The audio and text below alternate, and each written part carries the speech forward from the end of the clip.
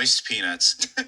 Fry Guy says, my top choice for a live-action That's my MC name. Calvin and Hobbes movie is Andrew Stanton, but my main influences are Paddington 1 and 2, 60s Disney films, 09's Where the Wild Things Are, Pixar films by Pete Docter, Charlie Kaufman, Ron Howard, and Steven Spielberg. You just got all kinds of inspirations everywhere. Yeah.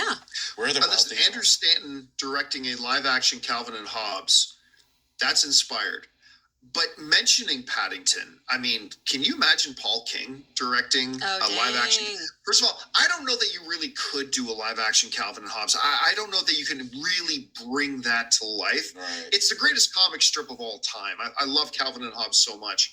But, man, if they announced tomorrow either Andrew Stanton or a Paul King directing a Calvin and Hobbes movie, I'd be lying if I didn't tell you I was be excited about it. How would that play out, John, in your head? Would it just be a bunch of gags in a row because that's part of the challenge, right? Yeah. Because Calvin and Hobbes is all 3-panel gags. But it's also about friendship. You, it's also about their friendship. It's really sweet.